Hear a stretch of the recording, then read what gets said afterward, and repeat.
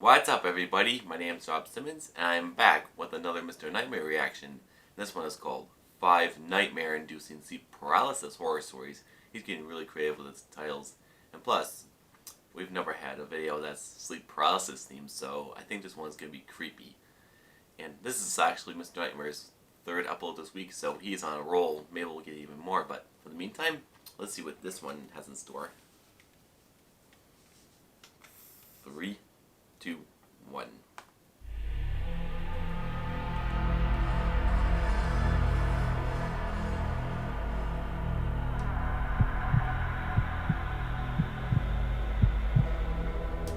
Has anyone ever had sleep paralysis before?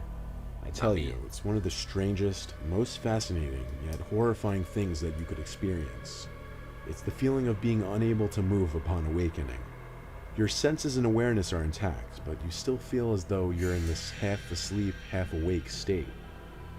I'd heard stories of this long before it happened to me. I've only experienced it once. I was in college. I was going through an incredibly tough time in my life. I was insanely stressed during finals week. I wasn't getting much sleep. It must have been the night before my last final. I went to bed late because I stayed up all night studying for bio. I don't remember at what point I decided to finally call it. I just remember it all becoming a blur, then blackness. Next thing I remember, I was in my room, in my bed, but there was this weird haziness in my awareness. Like I was awake, but I felt weaker. And when I tried to move, I couldn't. I could only move my eyes to look around the dark room. At one point, when I guessed I was looking to one side of the room, I looked back to the center, and there was this woman standing dead center in the room, facing the bed. She was wearing this black dress and holding some long object. I wanted to call out, "Mom?" but my paralysis prevented it. I couldn't say anything. The woman came closer to me until she knelt down and touched my forehead, and I could feel it. She got eye to eye with me, and I could see my mother's face. I tried to say "Mom" again, desperately, but I was stuck in my own body. That was one of the freakiest things. She stood back up and walked to the doorway before disappearing into the house. I lay there, unable to move, maybe another 10 to 20 seconds before my vision suddenly became more clear. I was able to think more clearly as well. I was able to sit up. I jumped out of the bed, screaming "Mom" over and over. I ran to the bedroom hallway, yelling her name. A door opened down the hall, and someone came to hug me. But it wasn't my mom. It was my dad, telling me he misses her too. My mom died 3 weeks before this happened. Oof. Oh my gosh. That's why I was having a tough time. Feel bad for him. You know what I love about dreams? How vague and how bizarre they can be. You feel like you're in this separate world where things can just make no sense. Now what about when that unearthliness transcends into the quote-unquote real world? You'll see what I mean in a minute. I was in REM sleep having this bizarre nightmare about being followed by some weird creature in the middle of the woods. The dream became fuzzy though, and I kind of woke up from it. I say kind of, because while I was out of the dream and back in my bed, I couldn't move a muscle on my body. I started hearing this faint, weird noise. It was this indescribable, robotic, yet alive type sound. It started light and soft. That's weird. But it repeated every 3 seconds. I noticed it was getting slightly louder every time. I felt like the sound was getting closer. It got so unbearably loud in my head, I just wanted to scream, but I couldn't. Then my eyes locked onto the closet door, specifically the crack in the closet door, which I never leave open ever. There was this distorted face of a man looking between the crack, with this unhumanly large open-mouthed smile, and every time I heard the noise, it seemed as if the closet and the face were getting closer, until the closet door slammed shut, and everything went silent.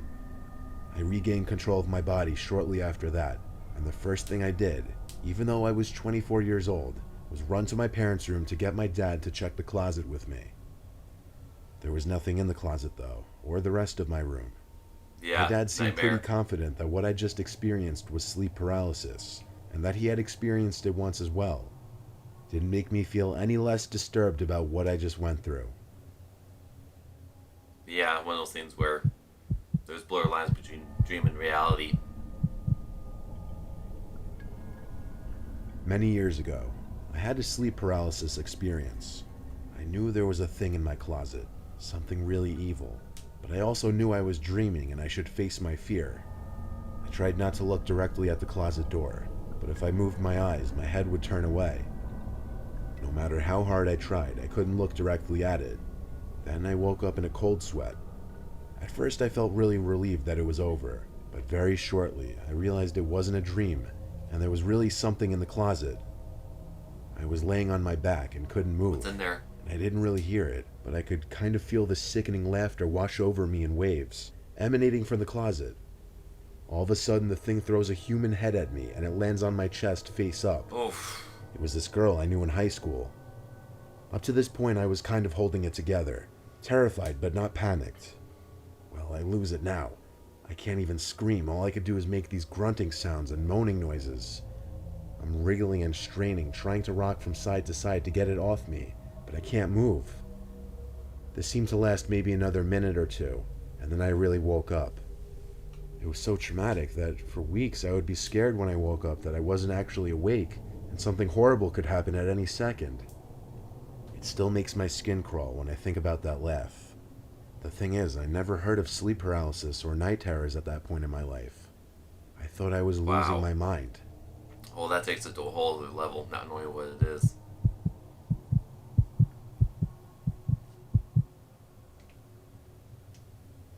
I've suffered sleep paralysis a total of 3 times in my life. The first 2 times, it just consisted of me waking up not being able to move my body. The third time was much different though. I had woken up very early morning, probably like between 5 and 6 a.m., when the sun was just starting to come up. There was light in the room, but barely any. I tried to move, but I had that unfortunately familiar feeling of paralysis, helplessness. My eyes fixated on the wall. There was nothing I could do. Then suddenly, I heard heavy footsteps coming up the stairs of my bedroom. Oh my brother. Oh, there they are my again. sister, dad, and mom. I'm sorry, but those They were things all just freak sobbing me out. hysterically, and they all seemed to be at least a foot taller. It was unnerving. The 4 of them approached my bed, then stopped at the bedside, towering over me, all 4 of them crying. I couldn't move. I wanted to cry for help or just yell at them to stop because they were scaring me. Their heights, they looked like they were near to hitting the ceiling. Then, just as quickly as they entered, all 4 of them turned and walked back down the stairs. I could move again, and so I ran down the stairs to follow them, but they weren't in the outside area. I went to each of their rooms one at a time. All 4 of them were fast asleep. My heart was racing because the most surreal, unnerving thing just happened to me. I had to lean on the wall to gather my thoughts for a second, breathing heavily. Falling back asleep was futile the rest of the night. I wouldn't even bother. I lay awake until the sun was fully up. A few days later, I was struck by a speeding car when crossing the road with friends and ended up with 3 broken bones and a fractured thigh bone. Oof. I was hospitalized for a week, and at one point, all 4 of my family members stood next to my hospital bed, looking down at me, my mom being emotional and crying. It was almost the same image from my sleep paralysis. Oh my gosh. I'm not superstitious at all, but if I were, I would 100% believe that dream was some kind of sign, or some kind of prediction of the future. In fact, I just got chills writing that last sentence, thinking about it. Wait, were they standing in the same order in both circumstances? I thought it was supernatural first. There was this one time I was out late drinking with friends.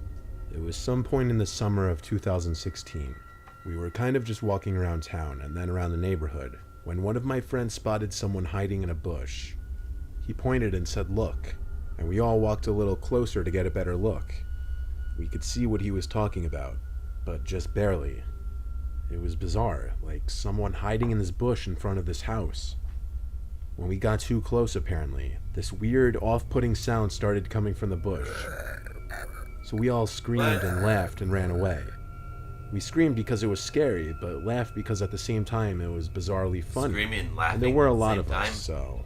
Anyway, we walked back to our houses respectively, assuming whoever was in that bush was just messing with people.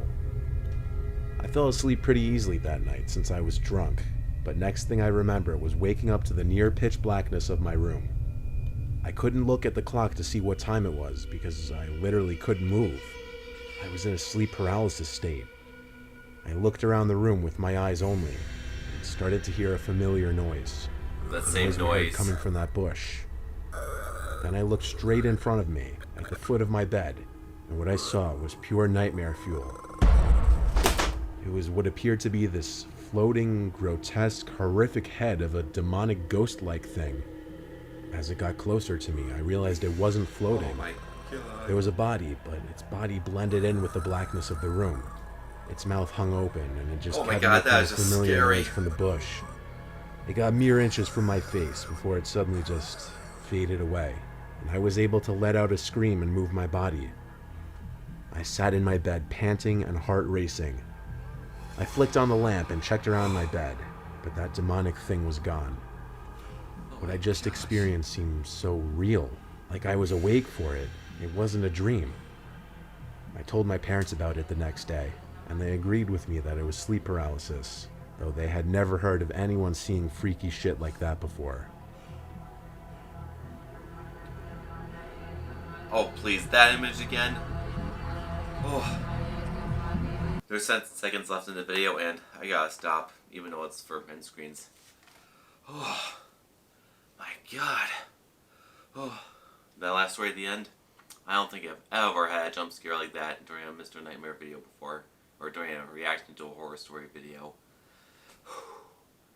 And I know I said a couple Mr. Nightmare reactions ago that I watched him for so long that his stories aren't all that scary, but the last few videos have been just downright creepy. I mean, the Craigslist one was just gross and disturbing. This one was just scary. I mean, oh, there's just something about those dark figures with the glowing eyes that just creep me out. And I really hope saying that no one uses it as a prank on me, but still. And I did say earlier in the video that I've never had an experience like that. Well, I lied. I definitely did. It brought back a couple of very vague memories where I had sleep paralysis, where it was a very blurred line of sleep and reality, where I try to move and I can't, and I try to scream and I can't, and they're just very blurry dreams to me, so I'm going to have to think really hard if I'm going to remember them. And I think a couple of those stories can fit in the category of supernatural or nightmare or drunken disorderly horror stories. But anyway, let me know in the comments what you thought of the story and which one was scariest for you. Thank you for watching.